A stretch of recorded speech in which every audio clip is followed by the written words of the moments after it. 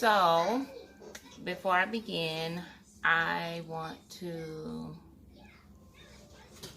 let everybody know that I am doing a giveaway from Beaded Ties. However, the giveaway will occur when I have reached 50 subscribers. So, with that in mind, like, subscribe, share with some people. I'm ready to get to 50 subscribers. I do a giveaway, and then when I reach 100 subscribers, then I'll introduce on my clan, my people, my kiddos. But anyway, so I want to talk a little bit about parenting, just a little bit, and how it is just so different. It's different because when I was growing up, you know, I didn't have the leisure to, like, voice my opinion opposed to anything that any adult had said, because it will be considered talking back. Well, I always said that I would not raise my kids that way. I want them to feel comfortable with voicing their opinion and let me know how they feel. I'm about sick of knowing how they feel. Okay? Okay? Okay. If I just must be honest, I'm about sick of knowing how they feel, because everything. You gonna know everything, how they feel. Oh, well, actually what I was thinking, and what was this, and what was that. I have to dance the Bluey now.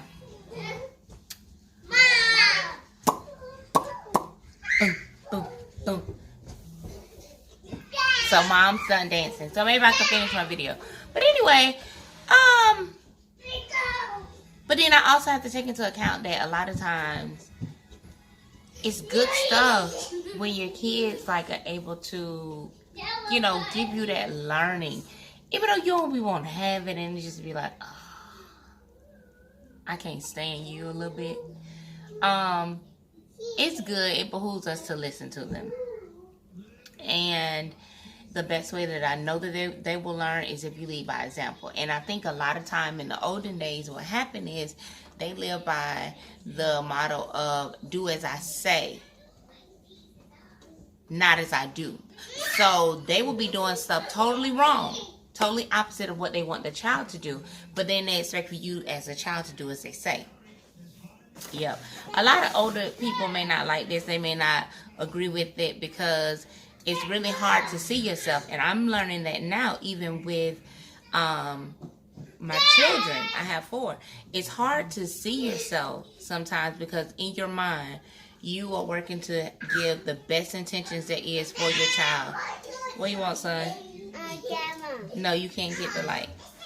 You can't have that one.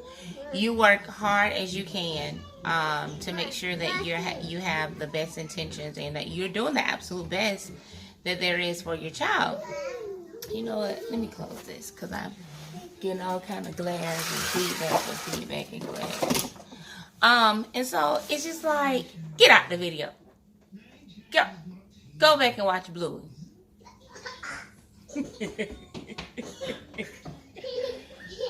Well, he kind of stole a little piece of cameo, so y'all you might have seen him, but you'll really get introduced to their personalities and stuff later. But anyway, at 100 subscribers. So anyway, as a parent, you also take pride in it, especially moms. You take pride in making sure that you're giving your child the best. And then sometimes it's hard to realize that as a mom, what you think, what you feel, what you fathom, it may not always be the best for the child.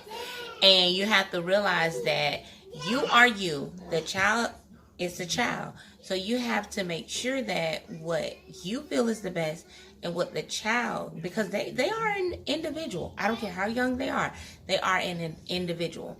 And you have to make sure that you find that happy medium for what you know as from experience as a parent, as a mom, what the best is, and what the child is feeling is the best. So you have to find that happy medium, because they are individuals. And if you don't want your child to grow up and be followers, if you don't want your child to grow up and have some type of apprehension when talking to you as a mom or speaking to you as a dad, then you have to learn how to listen at this stage. Now, I said all of that to say this. A situation happened yesterday morning. This light is super bright. Let me see if I can. Oh, God. Turn it down a little bit. But anyway, so I have told my oldest daughter, it's some cartoon, I don't know the cartoon name or what have you, but everything that they watch, I always screen it first to make sure that there are not any inappropriate things. And if there are inappropriate things, but if the whole of the show is wholesome and it's innocent and it keeps the kid with their innocence, I allow them to watch it. So what happened is this cartoon I didn't have a chance to watch yet, and my daughter is set on watching it. Now let me just put this disclaimer in there. When they go to their nana and papa house, which are my parents, their grandparents, when they go to their house, they get them to let them watch anything. Chablis, they don't care. They're gonna watch it. So it's a cartoon, and I told her, I said, well, I don't know about that cartoon. I have to watch it first before you watch it to make sure that it is appropriate for you. Mind you, she's 5. Cool. Well, the other morning, I was caught up. I don't know if I was making breakfast or cleaning up after breakfast or doing something of the stuff that I normally do. And she was watching the cartoon. Give me that bead. Thank you. Thank you. Thank you. Yay. Thank you. Okay, so y'all see me with all my mother, and that's the baby. So anyway, she tries to sit down and watch a cartoon. It came on because I turned it to the Cartoon Network, not Cartoon Network, Disney. And she was watching it, and then after a while, she got really, really quiet. But she was real intense, like into the TV like this. So I go, and it's the cartoon that I told her I had to watch first. So I just picked up the remote. I changed it. Well, she had to go to the restroom. And she was getting ready to come out of the restroom. I went to check on her to make sure she was okay. She comes out. She's getting ready to come out of the restroom, and she says, "Mom, do you remember when you told me it's not nice, nor is it right to just get the remote and change the TV when someone's watching something?" In my head, I was like, hold up. This is about to be a full-on check. But it's going to come like real calm, real respectful. And I ain't going to be able to do nothing but respect it. Like, ain't no need to be bucking up, because this is going to be what it is. Okay. So I said yes. She said, well, that's what you did. I was watching something and you changed it. And I said, you know what? You're absolutely right. I did. I said, however, what did mommy tell you? That I would have to do what? That I would have to watch, I would have to watch okay, now baby's playing the piano. I would have to watch the cartoon to make sure that it's appropriate for you. I haven't had a chance to watch it yet. She said, oh, yeah, okay, I get it. I said, but you know what? You're absolutely correct. Mommy was wrong for changing the channel, and I do apologize because you were looking at that. Even though you were looking at it, And I asked you not to look at it until I go watch Blue. Go.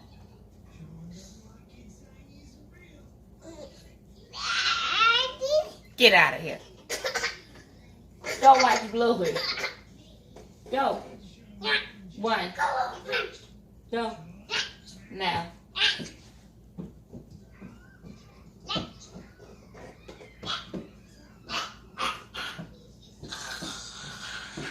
See, that's be the stuff I be talking about. See, back in the olden days, you wouldn't even try that mess because this is the thing.